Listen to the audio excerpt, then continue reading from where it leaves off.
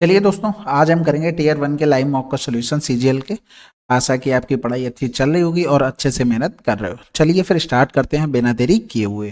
पहला सवाल है, कह शहर डी से दिए गए तीन खेल खेलने वाले छात्रों की संख्या शहर सी से दिए गए तीन खेल खेलने वाले छात्रों से कितना % अधिक या कम है। तो सबसे पहले डी में पहुंचेंगे, फिर सी की बात हमें करनी है। अब यहाँ पर देखो डिफरेंस कितने का आ रहा है, 100 का डिफरेंस आ रहा है, यानी कि 25 चौकू 100, यानी कि 25-25 का डिफरेंस चल रहा है। तो सबसे पहले इस पे आएंगे तो 125, ये डी के लिए लिख रहे हैं। फिर हम यहाँ पर दूसरे पर आ गए 150, फिर लास्ट में 175, यानी कि ये बन गया हमारे पास कितना, ये 75 और 2500 यानी कि 300, 400, 450 हो गया। अगर हम सी की बात करेंगे तो ये यहाँ पर है 75, फिर उससे ऊपर गए 125, फिर उससे ऊपर चले गए यहाँ पर 200, यानी कि ये भी मिलकर 200 200 200 कितना हो गया 400। अब ये कैंसिल आउट हो गया, 5 नेम 45, 5 अट्ठे 40 हो गया। सी से कितना अधिक या कम है, तो यहाँ पर देखेंगे 1/8 गुणे में 100, 12.5%। अगला सवाल कह रहा था, जब किसी संख्या को क्रमागत रूप से 9, 14, 16 से विभाजित किया जाता है तो हमें क्रमशः 6, 9 और 5 शेषफल प्राप्त होता है। जब समान संख्या को क्रमागत रूप से 16, 14 और 9 से विभाजित किया जाता है तो हमें क्रमशः ए, बी, सी शेषफल प्राप्त होता है। तो ए माइनस बी प्लस सी का मान हमें बताना है। तो देखो 9, 14 और 16, इधर हो गया 6, 9 और 5। तो इसमें इसको करते कैसे, सबसे पहले इनको जोड़ लेते हैं, यानी कि 21 आया, फिर इनका गुणा कर देते हैं। तो 21 चौक 84, भाई इसका देखो 21 आया जोड़ने पर, फिर 21 का गुणा, 21 चौक 84, यहाँ से लगा 8, 21 से कम 21 में 8 जोड़ दिया तो 29 हो गया। फिर इनको इधर प्लस करेंगे, यानी कि 294 में प्लस में 9, तो 9 4 13, यहाँ से लगा एक 0, 303 हो गया। अब यहाँ पर जब प्लस कर लिया, फिर इधर जाएंगे तो गुणा होता है, यानी कि फिर से हम 9 का गुणा करेंगे तो 9 तियां 27, 9 तियां 27, फिर इधर आ जाएंगे, ये प्लस हो जाएगा, यानी कि प्लस में 6, 7 6 13, हासिल लगा एक, यानी कि 27 33 नंबर आ गया। अब जब 27 33 आ गया नंबर हमारे पास, तो अब किससे 16, 14 और 9 से हमें डिवाइड करना है। तो डिवाइड करते हैं, जो भी शेषफल आता जाएगा हम करते जाएंगे। तो यहाँ पर हमने किया 16 एकम 16, और बचा कितना है हमारे पास 16, 11 बच गया, यानी कि 113, 16 सत्ते 112 हो गया, यानी कि एक बचा। अब भाग तो जाएगा नहीं, यानी कि 13 रिमाइंडर हो गया, यानी कि यहाँ पर कर देंगे ये 0। अब यहाँ पर 14 एकम 14 हो गया, बचा कितना हमारे पास 3, फिर 14 दूनी 28 हो गया, यानी कि 2 रिमाइंडर बच गया। इधर 9 दूनी 18 हो जाएगा, 9 एकम 9, यानी कि 3 रिमाइंडर। तो ये ए का मान, ये बी का मान, ये सी का मान। तो ये 13 हो गया, माइनस का 2 प्लस का 3, तो 12, 13 3 16 से 2 गया तो 14 आंसर। अगला सवाल, find the volume of the pyramid which is based on the square of side 18 cm, the lateral edge of the pyramid is 21 cm। इस टाइप के सवाल मेंस वाले वीडियो में बहुत करवा चुके, काफी टाइम से करवा रहे हैं कि जैसे ही पिरामिड आपको मिले तुरंत आपको कोन पे पहुंच जाना है, और जैसे ही प्रिज्म मिले तो आपको तुरंत सिलेंडर पे पहुंच जाना। तो पिरामिड का अगर देखें तो हमें उस पे कोन पर, कोन का वॉल्यूम क्या होता है 1/3 पाई आर स्क्वायर एच। ये पाई आर स्क्वायर कहाँ से आता है कोन में, ये बेस का एरिया सर्किल होता है, तो 1/3 आधार का क्षेत्रफल इनटू में ऊंचाई, ये हमारा हो गया पिरामिड का। ठीक है, तो इसमें कुछ फार्मूले वगैरह याद नहीं करने हैं, कुछ चीजें होती हैं वो करनी पड़ती। अब जैसे स्क्वायर है, आप जिस फर्श पे बैठे हो ना, कहीं कमरे में बैठे होगे, उसका एक फर्श होगा और इनके चारों कोने होंगे, जो कमरा होगा उसी को ले लो, फर्श के कमरे के चारों कोनों, जो सेंटर में एक पंखा लगा होगा, ये चारों कोने वहां मिल रहे होंगे। इमेजिन करो, चीजें अपने आप से क्लियर हो जाएंगी आप। और जो एक कोना यहां से यहां तक मिला है, इसकी यही हाइट दे दी, और ये एक सेंटर पर, भाई आपके कमरे पे सेंटर पे पंखे के जस्ट नीचे पॉइंट होगा, वो उसकी हाइट होगी। और ये जो लेटरल हाइट है, ये आप एक चीज देखो, ये हमको दी कितनी गई थी 21। अब जो ये हाइट बची, ये कहां से आ गई, ये यहां से यहां तक, यानी कि अगर हम पूरा इसको देखते तो ये √2 इंटू में 18, क्योंकि ये स्क्वायर बन रहा है, स्क्वायर का हमें बिकड़ यानी कि डायगोनल देखेंगे इतना ही आएगा, और जब आधा कर देंगे तो ये 9√2 हो गया, यानी कि ये 9√2 हो गया। अब जब हाइट हम निकालेंगे तो अंडर रूट में 21 का स्क्वायर और माइनस में 9√2 का होल स्क्वायर, यानी कि 441, माइनस में 9 ने 81, 2 एकम 2, 2 अट्ठे 16 हो गया, 11 से 2 गया तो 9 हो गया, और इधर 13 से 6 गया तो 7 हो गया। ठीक है ना। और 3 से 1 गया तो ये 2 हो गया, यानी कि ये देखो 9 3 27, 9 एकम 9 बन रहा है, यानी कि 3 रूट में 31 हो गया। ये क्या निकल कर आ गई? हाइट। तो 1/3 आधार का क्षेत्रफल 18 गुणे में 18 इंटू में हाइट कितनी हो गई? 3 रूट में 31। तो ये कैंसिल आउट, 324 रूट 31 आंसर। अब हम प्रिज्म पिरामिड का पूरा समझ लेते हैं। वैसे आपने अगर मेंस वाले वीडियो देखे होंगे जो मेन सोल्यूशन, उसमें हर मॉक में एक क्वेश्चन इस पे था, शुरू से करवाते चले आ रहे हैं। देखो प्रिज्म कभी भी आपको मिले, कभी भी मिल जाए, तुरंत आपको सिलेंडर पर जाना है, और पिरामिड आपको कभी भी मिले कोन पर पहुंच जाना है बस।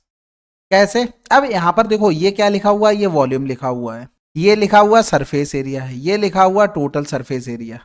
ठीक है, इसी तरीके से इसमें अब अगर हम सिलेंडर का वॉल्यूम लिखें तो ये क्या होता है? पाई आर स्क्वायर एच। अब ये पाई आर स्क्वायर आता कहां से? ये बेस का एरिया। तो ये क्या लिखा है? Area of base. ठीक है, एरिया ऑफ बेस इनटू में हाइट। देखो यही चीज लिखी। अगर हम यहां पर पेरीमीटर की बात करें तो आप सिलेंडर का पेरीमीटर जब लिखते हैं तो 2πr/h। ये 2πr क्या है सिलेंडर में? देखो भाई, आधार का परिमाप, समझ गए, इनटू में हाइट। तो ये देखो यही तो लिखा है। अगर आप टोटल सरफेस एरिया इसका लिखोगे तो आपको पता है 2πr/h प्लस का फिर पाई आर स्क्वायर, वो भी 2 लग जाता है, ऊपर नीचे हो गया। तो देखो बिल्कुल सेम चीज लिखी, इसमें तो कुछ नहीं करना। 2 एरिया ऑफ बेस, यानी कि यहां पर जो हमने लिखा है वो एरिया ऑफ बेस है ना, ये बेस का एरिया सिलेंडर में देखो आप, ये 2, और ये तो आप समझ ही चुके हो यहां से आ रहा है। अब इसी तरीके से कोन वाले में आ जाओ। अगर इसका कोन का वॉल्यूम लिखेंगे तो 1/3 पाई आर स्क्वायर एच, और कोन बनता कैसा है? ऐसे। ये क्या लिखा है? Base of area, area of base हो गया, बस खत्म। यानी कि इनको याद रखो ना, कोन सिलेंडर तो सभी को याद है ना, उस पर जाओ। अगर हम देखो इसका लिखेंगे कोन का, ये क्या लिखा? Surface area. तो ये क्या हो जाता? पाई आर एल हो जाता है। अब यहां पर 2 का गुणा 2 का भाग कर दो, ये 2πr क्या लिखा? परमाप लिखा है, यानी कि पेरीमीटर ऑफ बेस हो गया, और अपॉन में 2 इंटू में स्लाइंट हाइट हो गई। समझ में आ गई बात? और यहां पर ये तो समझ ही चुके हो भाई, यहां पर एरिया ऑफ बेस कैसे आ जाएगा? टोटल सरफेस एरिया ये लिखना है ना, तो टोटल सरफेस एरिया क्या होता है? पाई आर एल प्लस में पाई आर स्क्वायर, यही तो बनता है। ये तो आप समझ ही चुके हो, यहां पर आप चेंज करोगे कैसे? या इससे आ जाएगा। और ये पाई आर स्क्वायर आप देख लो, एरिया ऑफ बेस कैसे? सर्किल ही तो बना है, खत्म हो गया। बस इसमें आपको थोड़ा सा दिमाग ये लगाना होता है, जब स्लाइंट हाइट दे दे, यानी कि इसमें ये स्लाइंट आपकी स्लाइड दे दे, इस पर आपको एक्स्ट्रा वर्क करना पड़ेगा। देखो स्क्वायर वगैरह कुछ भी बनाओ, उसी तरीके का आप अपने कमरा मान लिया करो, तो उससे आपको स्लाइंट हाइट कुछ भी दी जाए आप ऑब्जर्व कर लेंगे। सेंटर पे जो पंखा होगा उसको सेंटर मान के आप सारी भुजाएं पिरामिड में वहां से मिला दो। फ्रिज में थोड़ा अलग चलता है, तो वो चीज आपको अलग से सोचनी पड़ती है, वो क्वेश्चन बाई क्वेश्चन वेरी करती है। फार्मूले आप इस तरीके से याद कर सकते हैं। ठीक है, आशा है कि आज के बाद फार्मूले आप नहीं भूलेंगे। अगला सवाल, ये तो सिंप्लीफिकेशन खुद से करेंगे आप लोग। कह रहा था the radius of a circle is 10.5 centimetre, two parallel lines touches this circle at a point A and B, find the length of A और बी। देखो पैरेलल लाइन इसी तरीके से बन सकती है बस, जो एक दूसरे को कभी टच नहीं करेंगे। तो इसका कुछ नहीं, ए और बी का मान पूछा था, ये डायामीटर पूछ लिया, रेडियस आपको दी गई थी, यानी कि 10.5 का 2 गुना, तो 21 आंसर। अगला सवाल, क्यू द्वारा बेचे गए एक साथ फ्रिज और वॉशिंग मशीन की कुल संख्या और आर द्वारा बेचे गए एक साथ सामान वस्तुओं की कुल संख्या के बीच अंतर कितना है? ऑप्शन देखो अलग अलग लिखे हैं, बहुत आराम हो गया। तो क्यू द्वारा फ्रिज और वॉशिंग मशीन, यानी कि ये हो गया, और आर द्वारा भी ये देखो 8 4 12, 8 6 14। अब देखो 2 और 4 लिखे हैं, या तो एक कंडीशन में ये बड़ा होगा तो 12 से 4 गया 8 हो गया, या तो 4 बड़ा होगा तो 4 से 2 गया 2, यानी कि नीचे वाला नंबर बड़ा होगा तो 4 वाले से 2 घटाएंगे, तो या तो 2 यूनिट डिजिट या तो 8, तो एक ही लिखी थी। अगर 8 लिखी होती तो आपको देखना पड़ता है इसमें बड़ा कौन सा है। ठीक है, अगला सवाल, ये तो सवाल आसान है, ये डायरेक्ट आपको याद होना चाहिए, नहीं याद है तो थोड़ी मशक्कत करनी पड़ती है बस। तो x³ प्लस 1/x³ निकालोगे तो क्या करोगे? √3 की पावर 3 और माइनस में 3√3, तो ये कैंसिल आउट होकर 0। अब इसमें एलसीएम ले लेंगे तो x6 प्लस 1 इक्वल टू 0, यानी कि x6 इक्वल टू माइनस का 1। अगला सवाल, एक बेईमान दुकानदार 10 रुपए की दर की चीनी इतने रुपए में बेचता है, 1000 ग्राम के बजाय इतना देता है, उसका वास्तविक लाभ। देखो ग्राहक से जो पैसे ले रहा वो 22, अपने पास से इन्वेस्ट किया 10। ग्राहक से जो पैसे ले रहा वो 1000 ग्राम के, लेकिन अपने पास से 750 ग्राम। तो 25 तियाँ 75 हो गया, 25 चौकू 100 हो गया, 1 0 ये चला गया और इधर कर लेंगे, काट लेते चलो, 2 पंजे 10 हो गया, यानी कि करेंगे 44 बटे में 15। तो ये देखो 15 दूनी 30, यानी कि 100% से ज्यादा आ रहा है। अगर 200% भी इसका करते हैं तो 15 तियाँ 45, लगभग पास ही में पहुंच रहे थे आंसर। भाई 15 से 200% बढ़ाओगे तो 300% बढ़ेगा ना, तो 15 तियाँ 45, 44 के पास ही था, इसलिए लगा दिया। बाकी कर लेते हैं, 14 से 5 गया तो 9 हो गया, और 3 से 1 गया तो 2 हो गया, 29 बटे में कितना हो गया 15, और गुणे में 100। तो 15 कम 15, 15 दूनी 30 ज्यादा हो जाएगा, यानी कि बचा कितना 14, 140 हो गया, 15 ने में 135, 5 बच गया, आंसर तो आ ही चुका था 15 तिया 45। अगला सवाल, एक एक खंबे के शीर्ष की भूमि पर एक बिंदु पर खड़े एक व्यक्ति से उन्नयन कोण 30 डिग्री है और खंबे व्यक्ति के बीच की दूरी 120 है, पोल की लंबाई 120, 60 वाले पे जाना, 4 तियां 12 यानी कि 40√3। कुछ नहीं, ऐसे सवाल बन रहा था, ये 30 है ये 60 है। अगर ये हमारे पास देखो रेशियो आपको याद होने चाहिए, रेशियो नहीं याद है फिर दिक्कत, ये √3 है तो ये 1 होता है, ये 2 होता है। याद करने के लिए ऐसे कर लो, 3 के पास √3 यानी कि 3 के पास 3, ऐसे करके कुछ भी बनाकर। अगला सवाल कह रहा था, in the given figure O is the centre and ON perpendicular bisects MP। If OM equal to OMN NO 8 सेंटीमीटर, then find the length of MP। MP की लेंथ बतानी है और OM बराबर में MN बोल दिया था और NO बोल दिया था, ये तो इक्विलेटरल ट्रायंगल हो गया। अब ये तो सिंपल सी बात है, इसको निकाल कर इसका दोगुना कर लो, यानी कि यहाँ पर NT लिख लो, MT बराबर में √3/2। ए का मतलब कितना हो गया 8 सेंटीमीटर, 2 चौकू 8 यानी कि 4√3 हो गया। अब यहाँ पर √3 का ऊपर नीचे गुणा कर दो, यानी तो ये हो जाएगा 4 तियाँ 12 बटे में √3। अब हमें निकालना MP, वो इसका MT का 2 गुना होगा, यानी कि 12 दूनी 24 बटे में √3। अगला सवाल, एक व्यक्ति ने साधारण ब्याज पर 21% की वार्षिक दर से एक निश्चित धनराशि उधार दी और 4 वर्षों में प्राप्त ब्याज उधार ली गई धनराशि से इतने रुपए कम है। उधार ली गई धनराशि, देखो 100 रुपए उधार ली, रेट हमारे पास 21, टाइम हमारे पास 4, तो 21 चौक 84 ये ब्याज हो गया। ठीक है, कह रहा था प्राप्त ब्याज धनराशि से कितना, यहाँ पर हमारे हिसाब से 16 और क्वेश्चन में कितना, तो धनराशि 100 बराबर निकालना था, 16 पंजे 80 हो गया, 2 बचा, 16 एकम 16 हो गया और बचा 4, फिर 16 दूनी 32 हो गया, 16 पंजे 80, 51 25 आंसर। अगला सवाल, एक कार्य 100 दिनों में पूरा हो सकता है, हालांकि 10 श्रमिकों की अनुपस्थिति के कारण इसे 110 दिनों में पूरा किया गया। श्रमिकों की मूल संख्या क्या है, आसान है भाई, बेसिक बना लेते, एक्स थे 100 दिनों में कर रहे थे, फिर 10 अनुपस्थिति हो गए तो वो 110 दिनों में कर रहे थे, ये 0 कैंसिल आउट, 11 और 10 का डिफरेंस आ गया हमारे पास x, यानी कि x बराबर 110। अगला सवाल, इसमें देखो भाई कुछ नहीं, ये ऊपर तो लिखा हुआ है x माइनस वाई का होल स्क्वायर, नीचे लिखा है x प्लस वाई का होल स्क्वायर। ठीक है, तो आंसर भी आ चुका है। यहाँ पर क्या करते हैं, ये डायरेक्ट सबको इंडिविजुअल 0 मान लेते हैं, यानी कि x माइनस 5 बराबर जब 0 है तो x बराबर 5, y बराबर में 7, तो करते हैं भाई 5 माइनस 7 का होल स्क्वायर और इधर करेंगे x प्लस वाई यानी कि 7 प्लस 5 का होल स्क्वायर, तो 5 से 7 यानी कि 2 दूनी 4, 7 5 12 144, तो इधर करेंगे 4 तिया 12 4 छंग 24।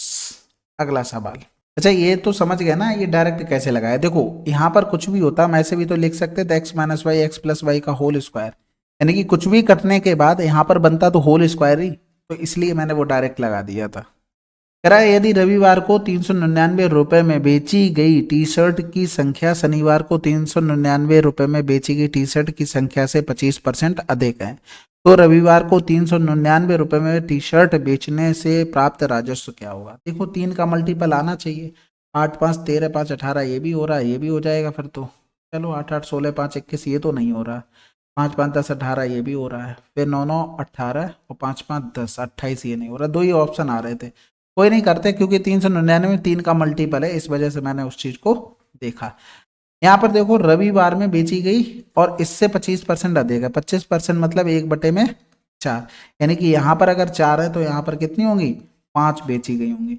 अब देख लेते हैं भाई दिया क्या गया था हमें, number of T shirt Friday और सैटरडे, सैटरडे को 399 वाली 120, यानी कि 120 कै गुना हो रहा था 30 गुना, इसका भी 30 गुना कर दो, यानी कि 5 तियाँ 15, 150 और 150 गुणे में 399, तो 15 ने में 135 आंसर आ चुका।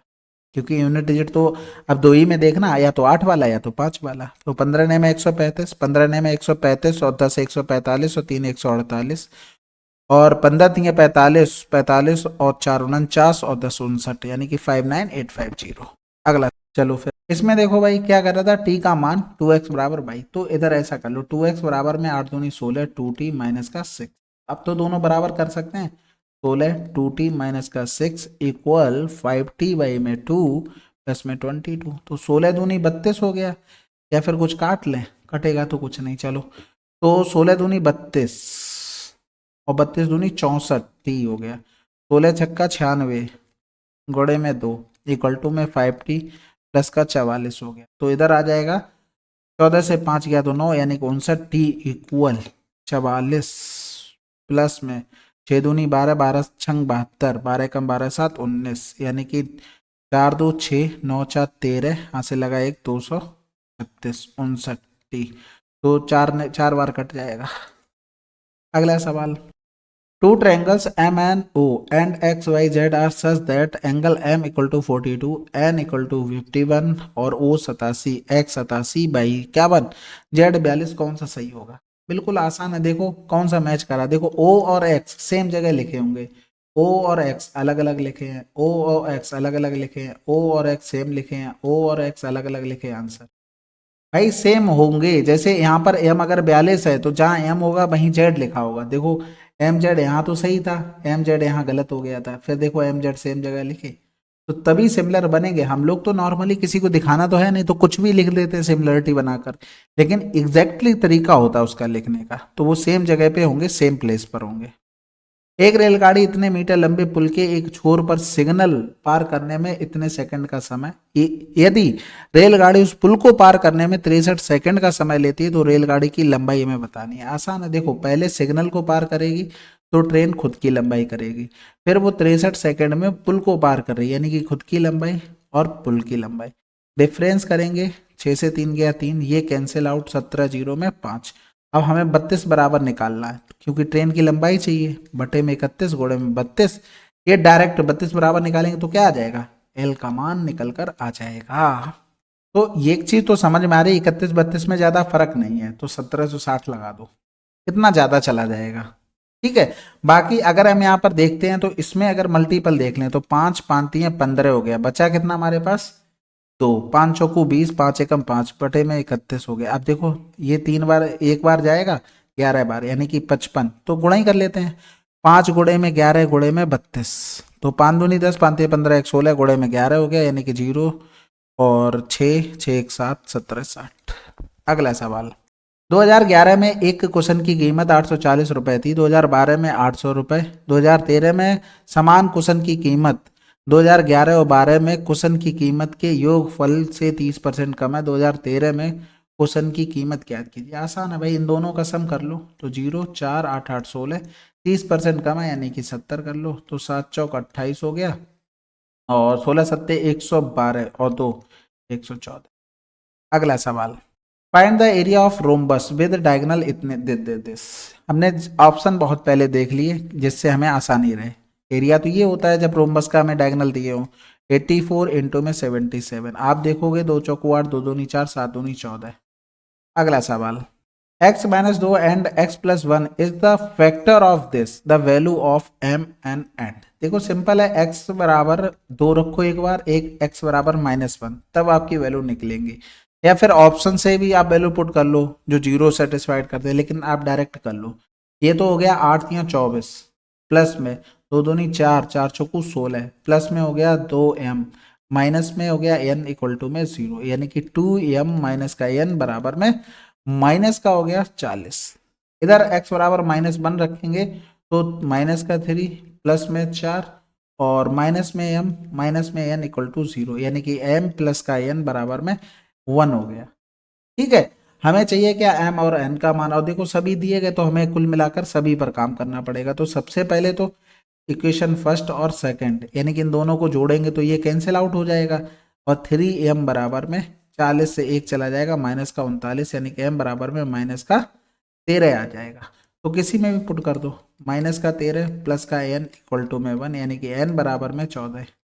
यानी कि -13 और 14। अगला सवाल कह रहा था एक दुकानदार ने 2440 रुपए में 17 kg गेहूं खरीदे। वह परिवहन पर कुछ धनराशि खर्च करता है और फिर इसे 3600 रुपए में बेचता है। यदि दुकानदार द्वारा अर्जित लाभ परसेंटेज 22% है तो वह परिवहन पर कितनी धनराशि खर्च करता है। ये देखो सवाल थोड़ा आसान है कैसे। 2440 इस पर परिवहन पर इतने खर्च किए और प्रॉफिट 22% है बराबर में 3600। ये चीज बन रही यानी कि 2 छक्के 12 2 एकम 2 और इधर करेंगे 18 यानी कि 0। तो यहाँ पर 2440 प्लस का x इक्वल टू हो जाएगा 1800 और डबल 0 आ जाएगा बटे में 61। अब हमें थोड़ी कैलकुलेशन करनी ही पड़ेगी इसमें, तो हम कैलकुलेशन कर लेते हैं डायरेक्ट भाग करके। ठीक है, तो सबसे पहले 3 बार करेंगे तो ज्यादा हो जाएगा, 2 ही बार जाएगा, 2 एकम 2 2 छक्के 12, 10 से 2 गया तो 8 हो गया, 7 से 2 गया तो 5 हो गया, उतारा लिया 0 का। अब यहाँ पर करेंगे 6 9 में 54 होता है, लेकिन ठीक है हो जाएगा ना, 9 एकम 9 9 छक्का 54, 10 से 9 गया 1 हो गया, 7 से 4 गया 3, फिर उतारा लिया हमने 0 का हो गया। फिर यहाँ पर करेंगे 6 पंजे 30 हो रहा है, यानी कि 5 एकम 5 5 छक्का 30 हो रहा है, 5 बचा और इधर 0 हो गया, उतारा लिया हमने 0। अभी भाग जाएगा नहीं तो 0 लगाएंगे, फिर पॉइंट बढ़ाएंगे, फिर 0 बढ़ाएंगे। तो आपने देखा 2950 आया, इससे हमें 2440 घटाना, तो 0, 5 से 4 गया 1, 9 से 4 गया 5, यानी कि 510 के आसपास आंसर। अगला सवाल करें, चलो फिर। इधर देखो m cos थीटा प्लस का अल्फा और n cos थीटा माइनस का अल्फा दिया गया था। What is the value of tan theta cot alpha. तो यहाँ पर हम देखो बेसिक से जाएंगे तो थोड़ा लेंदी होगा, हम यहाँ पर मान लेते हैं थीटा बराबर में ऐसा मान लो कि 0 कुछ ना बने, ऐसे हमें मान लेने हैं। तो एक तो 45 मान लो और एक अल्फा बराबर 15 मान लो, क्योंकि हमें 15 के मान पता है। आपको एक स्टैंडर्ड ट्रेंगल बताया था कि √3 प्लस का 1 √3 माइनस का 1 2√2 याद कर लो। बड़ी भुजा के सामने बड़ा कोण, छोटी भुजा के सामने छोटा कोण। ठीक है, तो इससे हमें थोड़ी आसानी रहेगी और हेल्प भी मिल जाएगी। अब यहाँ पर अगर 15 और 15 45 प्लस का 15 करते तो ये कितना बन जाएगा 60, यानी कि cos 60 का मान कितना होता है हमारे पास 1/2। इधर करेंगे तो 15 45 माइनस 15 30 हो गया, तो ये हो जाएगा √3/2 हो गया, यानी कि कैंसिल आउट करेंगे तो यहाँ पर m अपॉन में n बराबर में √3 हो गया या 1। यहाँ पर रखेंगे tan 45 और बटे में हो गया हमारे पास cot 15। इसको देखो चेंज भी करके लिख सकते थे, चेंज करने की जरूरत नहीं, ऐसे रहने तो अच्छा। tan 45 तो 1 हो गया, cot 15 का रखेंगे तो क्या होता है 20 अपॉन में परपेंडिकुलर, यानी कि √3 प्लस का 1 ऊपर पहुंच जाएगा √3 माइनस का 1। कुछ चेंज करने की जरूरत नहीं। अब देखो कितना आसान हो गया, साफ साफ आपको दिख रहा होगा भाई। इसमें अगर मान रखोगे तो √3 माइनस का 1 और √3 प्लस का 1, इससे मान रख दिया। ठीक है, तो हमें 15 का मान याद था तो अच्छे से बना लिया, और ये ऐसा कुछ नया तो वैल्यू बता नहीं देगी, आप और कोई वैल्यू मान के कर लो, और क्या ही बता सकते हैं। 60 30 रखोगे 90, फिर वो 0 बना देगा, फिर वहां से कंपेयर। इसमें कुछ आपको सोचना नहीं पड़ेगा, डायरेक्ट आंसर आएगा। एक बड़े समबाहु त्रिभुज की 3 कोनों से अंदर की ओर 3 त्रिभुज इस प्रकार बनाए जाते हैं कि प्रत्येक छोटे त्रिभुज की प्रत्येक भुजा बड़े त्रिभुज की संगत भुजा का 1/5 भाग है। क्रमशः तीनों छोटे त्रिभुजों के कुल क्षेत्रफल और बड़े त्रिभुज के क्षेत्रफल का अनुपात क्या होगा। भाई देखो सिंपल सी बात है, हम यहाँ पर एक ही त्रिभुज बना लेते हैं। ठीक है, अगर इसकी भुजा 1 है तो पूरे की कितनी होगी 5 होगी। अब ये तो पता है ना ये सिमिलर ट्रायंगल होंगे, इसमें तो कोई दोहराया नहीं ना, हाँ ये होना भी नहीं चाहिए। तो अगर हम इनका एरिया लिखेंगे, इसका एरिया 1 है तो पूरे का एरिया क्या होगा 25 होगा एरिया। अब ऐसे कितने ट्रायंगल बनेंगे, ऐसे 3 ट्रायंगल बन रहे हैं, कितने 3 त्रिभुज, तो उन तीनों का एरिया 3 हो गया और ये 25 आंसर। अगला सवाल कह रहा था compound ratio of this this is this value. आप देखो कंपाउंड रेशियो पता होगा तब ठीक है, नहीं पता होगा तो कोई बात नहीं भाई, फिर तो क्या ही कर सकते। तो 17 3 51 हो गया और 3 6 18, 3 दूनी 6 हो गया, 3 पंजे 15, 13 पंजे 65 बटे में 2 हो गया और ये x आ जाएगा। तो 32 दूनी 64 होता है, 32.5 ये x का मान। अगला सवाल कह रहा था 5 क्रमागत सम संख्याओं का औसत 16 है, सबसे बड़ी संख्या और सबसे छोटी संख्या के वर्ग के बीच अंतर क्या है। देखो 5 क्रमागत है, 16 उनका एवरेज है, यानी कि 2 संख्याएं इधर रही होंगी 2 संख्याएं इधर रही होंगी। तो ये 16 तो 18 2 20 हो गया, 16 से 2 कम 14 से 2 कम 12, इसका स्क्वायर और 20 के स्क्वायर में डिफरेंस, तो a square minus B square का फार्मूला 20 और 32 हो गया। और डिफरेंस कर देंगे तो 8 8 दूनी 16 यानी कि 256। अगला सवाल। अब अगला सवाल क्या है, चलिए ये थे हमारे टोटल 25 क्वेश्चन। आशा है कि सोल्यूशन आपको पसंद आया होगा और CHSL का भी मॉक दीजिएगा, जिसमें आपको लगे कि कोई भी क्वेश्चन अच्छा लेवल का है तो 9919293977 पर आप भेज देना, जिससे उसका सोल्यूशन आपको करवा दिया जाएगा। चलिए फिर मिलते हैं अगले वीडियो में, तब तक के लिए जय हिंद जय भारत।